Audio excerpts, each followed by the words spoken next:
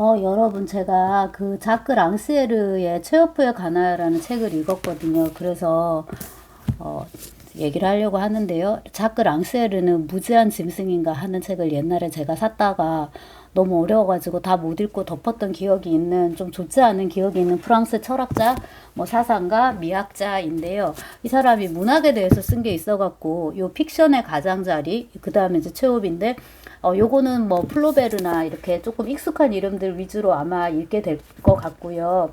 이 책은 이제 딱 펼쳤을 때 처음에 이런 말이 나와요. 픽션을 일상적 경험과 구별하는 것은 결여된 현실성이 아니라 과도한 합리성이다. 라고 하면서 이제 아리스토텔레스 시학 얘기를 이제 하는데요. 픽션을 일상적 경험과 구별하는 것은 결여된 현실성이 아니라 과도한 합리성이다. 그러니까 의미하는 거는 뭐냐면 제가 이제 이해를 하기로는 우리가 이제 픽션, 소설을 이제 보통 생각을 하는데 사실은 장르는 좀 넓힐 수 있을 것 같아요. 드라마나 뭐 영화나 희곡 뭐 다 괜찮을 것 같은데요. 이 픽션의 경우에는 굉장히 조건적이잖아요. 그래서 누군가가 사랑을 하게 되고 뭐 누군가가 살인을 하게 되고 뭐 그런 것들요.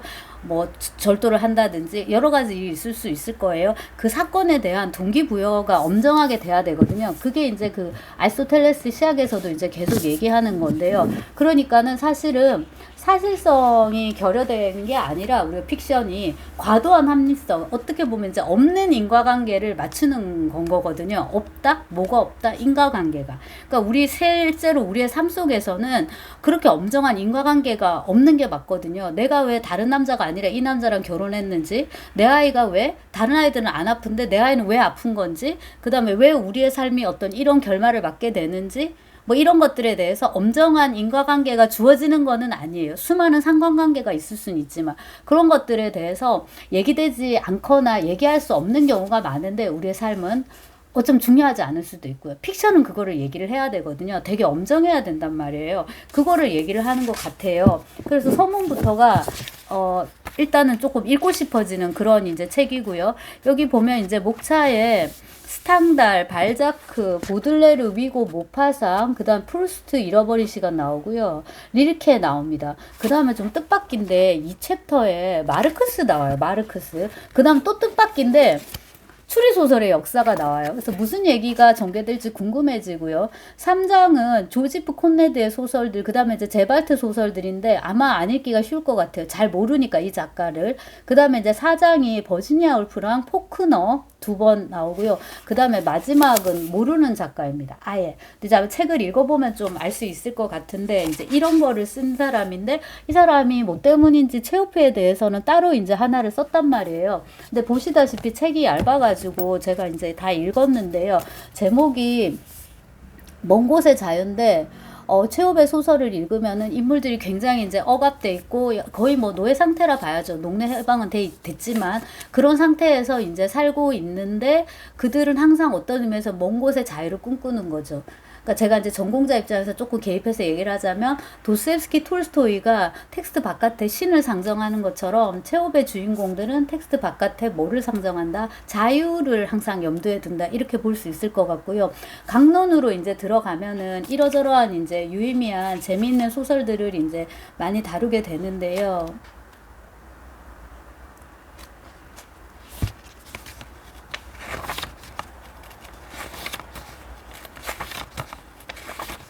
좋은 말들이 되게 많았거든요. 그래서 이 랑시에르가 쓴 체홉의 에세이를 토대로 해가지고 체홉에 대한 논문을 다시 한번 써봐도 좋겠다. 다시 한번이라 하면 이제 제가 벌써 몇 개를 썼었는데요. 네, 121쪽인데 이제 이러저런 작품들 얘기를 하다가 체홉 소설이 이게 결말이 애매하잖아요. 결말의 부재는 모든 것이 지나가고 헛되다는 것을 의미하지 않는다. 오히려 그것은 자유가 항상 멀리 있으며 우리가 쉽게 닿을 수 없다는 것을 뜻한다. 이때 중요한 것은 그 거리를 존중하는 동시에 그 거리가 우리를 자유로 나아가도록 끊임없이 부르고 있다는 사실이다. 그러므로 체업은 단순한 결말을 피하며 다의적이거나 미완의 결말을 제시하는 것이다. 라고 하고서 이제 여러 작품들을 다루는데, 아무래도 제가 이제 전공자고 체업을 좋아하니까 거의 뭐 90%는 다 아는 작품인데, 굉장히 놀랍게도 이 소설의 초반에 딱 맨 처음에 시작할 때 얘기하는 꿈이라는 작품이 있거든요. 모르는 소설인 거예요. 제가 너무 쪽팔려가지고 이게 이제 1886년에 나온 꿈이라는 소설은 이러면서 이야기를 시작하는데, 체홉의 많은 소설이 그렇듯이 짧고 1886년이면 체홉이 26살 됐을 때거든요. 근데 체홉은 44살에 죽기 때문에 사실 26살이라고 해도 이미 그때 소설 잘 쓰고 있었던 때긴 한데요. 그 세 명의 등장인물이 나오는 모양인데요. 두 명은 이제 순경, 그 호송하는 사람이고, 한 명이 이제 유형수인가 봐요. 이 사람 지금 시베리아로 가는데, 이 사람이 이제 자기 얘기를 한단 말이에요. 하는데 그 어머니하고 함께 같이 주인 나리를 죽였어요. 그 주인 나리가 생부인가 봐요. 이 내용을 보니까. 근데 어떤 그 잔인한 어떤 끔찍한 기억이 있고요. 어쩌면 그 기억 때문인지, 아니면 이 사람이 약간 인지적으로 조금 뭐가 빠지는지, 아니면 이제 그러진 않았는데 그 트라우마 때문에 그런 정상적인 판단력을 잃은 건지는 모르겠지만, 어머니 이름도 잘 기억을 못하고 여러 가지로 사리분별력이 지금 굉장히 떨어져 있는 상태입니다. 문제는 뭐냐면 몸이 엉망이어서 과연 시베리아까지 갈 수 있을까 싶은 거죠. 그래서 그 랑시에르가 이런 풍경에 되게 이끌렸던 것 같은데, 소설이 어디서 시작하는지 어디서 끝나는지, 그러니까 소설이 중간을 포착하는 거예요. 길 위에 있는 인물들을. 그리고 이 사람이 목적지에 닿을지 어떨지도 애매하고, 이런 어떤 흐름을 포착하는 거죠. 그 대표적인 게 이제 스텝 같은 소설인데, 중편인데 되게 이제 지루한 이제 그런 소설이에요. 그것도 마찬가지로 이제 예고르슈카라는 소년이 삼촌하고 같이 길을 떠나는 여정에서 스텝, 그 풍경을 이제 포착하는 거거든요. 그런 식의 이제 지루한 이야기. 그 다음에 이제 제목조차 지루한 이야기인 어떤 노교수의 이야기가 있어요. 그것도 잠깐 언급이 되고, 그래서 체홉의 이제 소설들을 두루두루 자기가 생각하는 이 먼 곳의 자유, 자유가 이곳에 없고 저곳에 있는데, 저곳에 있는 자유가 한편으로 우리 삶을 이렇게 이끌고 가는 거죠. 저 자유를 향해서 우리가 나간다고 볼 수 있을 거예요. 근데 그 자유는 영원히 와닿지 않을 거예요. 그래서 이제 많은 소설, 대표적인 소설들을 얘기를 하는데, 조금 뜻밖의 많이 언급되는 게 요거였습니다. 나의 인생이랑 3년. 요게 이제 작가정신이라는 출판사에서 이제 나온 건데요. 제가 이제 체육 공부하면서 이거를 좀 열심히 읽었던 기억이 있는데, 저는 막 재밌지는 않았어요. 근데 여기도 이제 나의 인생에 미하일이 아니에요. 미사일이라는 이름의 이제 인물이 나오는데, 나의 인생, 나의 생애 하면 시작과 끝이 있잖아요. 내가 살아있으면 끝은 없더라도 시작이라도 있어야 되는데, 그런 식의 바이오그래피, 그런 식의 어떤 자서전의 형식을 취하지 않고 있는 어떤 독특한 소설인데, 그거에 대해서 조금 풀어간다든가, 이제 3년, 두꺼워요, 이거는. 둘 다 이제 중편 소설인데, 그런 것들에 대해서도 이제 얘기를 합니다. 그리고 이제 그 꿈, 원어를 찾아보니까 미치띠라고 러시아어로는 몽상이에요. 그러니까 꿈에 해당하는 러시아어 단어는 쏜이거든요. 그럼 또 꿈에 해당하는 소설들이 되게 많은 거예요. 악몽도 있고 이런 꿈도 있고 저런 꿈도 있고, 찾느라고 힘들었는데 아무튼 제가 찾게 되었고, 여기에 이제 들어가 있더라고요. 86년 작품이니까 이렇게 들어가 있는데, 이게 체홉 전집입니다, 여러분. 체호프 전집은 많아요. 이것도 도스토옙스키 수준 되는데요. 도대체 몇 편을 쓴 거예요. 그거를 지금 여러분한테 이제 얘기를 해드리려고 하는데, 체홉은 워낙에 작은 작품들을 많이 썼기 때문에 어떤 작품이 어디 들어가 있는지 찾는지 너무 힘들어서 알파벳 순으로 이제 이렇게 정리를 해 놓았습니다. 여기에 미완도 있어요. 미완도 있기는 하지만 일단 언급되는 거를 제가 대략 세봤어요. 왜냐하면 하나 둘 셀 수 있는 분량이 아니에요. 대략 세봤더니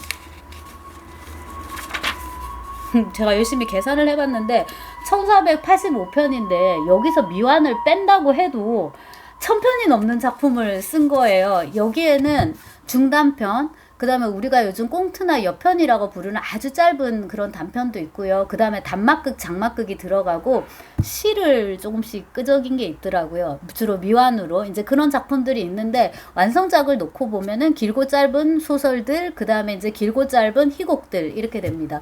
그 다음에 이제 조금 규모 있는 중편도 여러 편 쓰긴 했지만, 이제 아까 말씀드린 그 초원, 스텝이라든가 제가 좋아하는 결투는 여기다 찍기도 했는데 좀 관심이 아주 저도 저조했습니다. 그 다음에 이제 뭐 유코실이라든지 그건 제가 되게 좋아하는 소설인데요. 그런 중편 외에 진짜 한 두세 쪽짜리 짧은 작품들이 되게 많아요.